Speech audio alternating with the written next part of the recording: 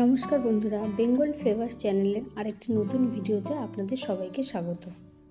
আজ যেটা বানাবো সেটা কলকাতার বিখ্যাত স্ট্রিট ফুড এগ রোল। রান্নাটা শুরু করার আগে আপনাদের কাছে একটা ছোট্ট রিকোয়েস্ট, যদি আমার চ্যানেলে নতুন হন বা এখনও পর্যন্ত আমার চ্যানেলটি সাবস্ক্রাইব না করে থাকেন, প্লিজ চ্যানেলটিকে সাবস্ক্রাইব করে পাশে থাকা বেল আইকনটি প্রেস করুন, যাতে আমার চ্যানেলের পরবর্তী সমস্ত ভিডিওর নোটিফিকেশান আপনি পেয়ে যান। আমি এই ভিডিওতে যেভাবে এগরোল বানানো দেখাবো, যদি সেই পদ্ধতিতে আপনারা বানান তাহলে পুরো দোকানের মতো হবে। তো চলুন রান্নাটা শুরু করা যাক। ভিডিওটি পুরোটা দেখার অনুরোধ রইল। একটা পাত্রে আমি 3 কাপ ময়দা নিয়ে নেব। এবারে এর মধ্যে সামান্য একটু লবণ ও 2 টেবিল চামচ আমি সাদা তেল দিয়ে দেব। তেল ও লবণ ময়দার সাথে খুব ভালো করে মাখিয়ে নিতে হবে। খুব ভালো করে মাখানো না হলে কিন্তু এগরোলটা ভালো হবে না। ঠিক যখন এই পজিশনে আসবে তখন অল্প অল্প করে আমি জল দেব এবং একটা ডো তৈরি করে নেব। অল্প অল্প করেই জল দেবে, কারণ একসাথে জল দিলে নরম হয়ে যেতে পারে। দেখুন ঠিক এইভাবেই ময়দাটা মাখিয়ে নিতে হবে। আমার ডোটা তৈরি হয়ে গেছে। এবার এতে অল্প একটু তেল দিয়ে ভালো করে মাখিয়ে আমি আধ ঘন্টার জন্য এটাকে ঢাকা দিয়ে দেবো। আধ ঘন্টা পরে কিন্তু ময়দাটা আরও অনেকটাই নরম হয়ে যাবে। প্রায় আধ ঘন্টা হয়ে গেছে। আমি এবার এই ডোটাকে একটা কিচেন স্ল্যাবে নিয়ে আর একটু মাখিয়ে নেব। তারপরে এর থেকে আমি এগরোলের লেচি কেটে নেব।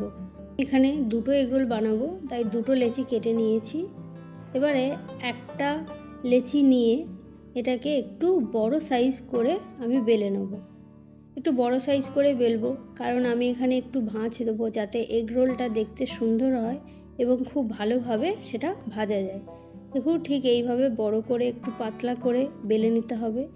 এর উপরে অল্প একটু সাদা তেল ও অল্প একটু ময়দা আমি ছড়িয়ে দেব। তেল ও ময়দা ছড়িয়ে নিলে একটা সুন্দর ভাঁজ এর ভিতরে আসবে।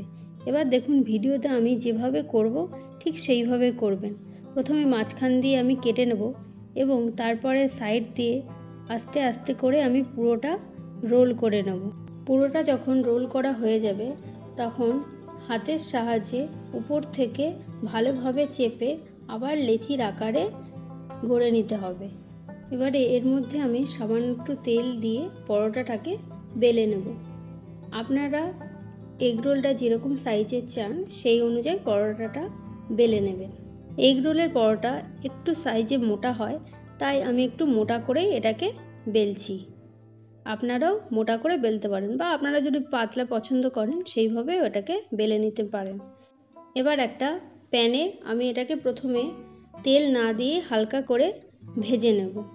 আমি এখানে যেহেতু প্যানে করছি তাই তেলটা অনেকটাই কম লাগবে, কিন্তু খেতে দোকানের মতোই হবে এবং দেখতেও দোকানের মতোই হবে।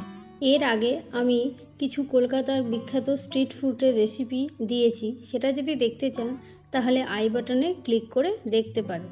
আমি পরোটাটার 2 সাইডে অল্প অল্প করে তেল দিয়ে একটু টাইম নিয়ে পরোটাটাকে ভালোভাবে ভেজে নেব। একটু টাইম নিয়ে এটাকে ভাজতে হবে। আমার ভাজতে মোটামুটি 4 থেকে 5 মিনিট টাইম লেগেছে। এইভাবে ভেজে নিলে দেখুন পরোটাটার কালারও কত সুন্দর এসেছে। আমার পরোটাটা ভাজা হয়ে গেছে।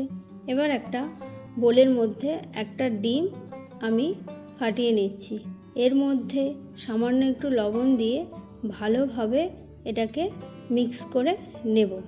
প্যানে সামান্য একটু তেল দিয়ে আমি হালকা গরম করে নেব এবং তারপরে যে ডিমটা আমি ফেটিয়ে রেখেছিলাম সেটা এর মধ্যে দিয়ে দেবো। যেহেতু প্যান, তাই একটু নাড়িয়ে এটাকে সমান করে নেবেন।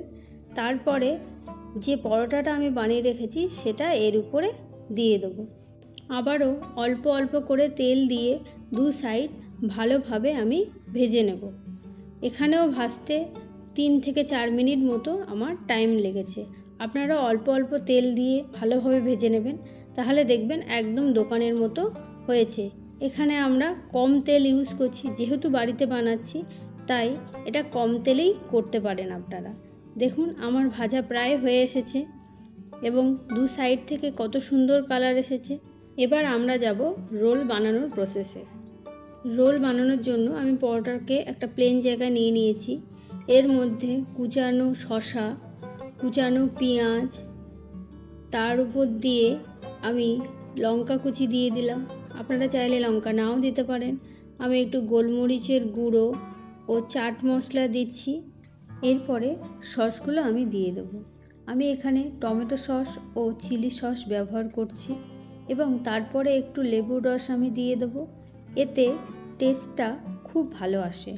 এবারে এটাকে রোলের মতো মুড়ে নেব এবং তারপরে টিস্যু পেপার দিয়ে ভালোভাবে মুড়ে নেব। অনেক দোকানেই দেখবেন যে রোলের মধ্যে আলু দেয়। যদি আপনারা আলু পছন্দ করেন তাহলে আলুটা একটু সিদ্ধ করে মশলা দিয়ে কড়াতে নেড়ে ব্যবহার করতে পারেন, সেটাও খেতে কিন্তু দারুণ লাগে। দেখুন আমার এগরোল একদম তৈরি হয়ে গেছে। দেখতেই পাচ্ছেন, দেখতে একদম দোকানের মতো হয়েছে। যদি এগরোলের রেসিপিটি আপনাদের ভালো লেগে থাকে প্লিজ লাইক করে আমাকে উৎসাহ দেবেন। বাড়িতে বানিয়ে অবশ্যই কমেন্ট করে আমাকে জানাবেন। বন্ধুবান্ধব ও আত্মীয় স্বজনের মধ্যে এটিকে শেয়ার করবেন। দেখা হবে খুব তাড়াতাড়ি আরেকটি নতুন রেসিপির সাথে। সবাই ভালো থাকবেন, সুস্থ থাকবেন।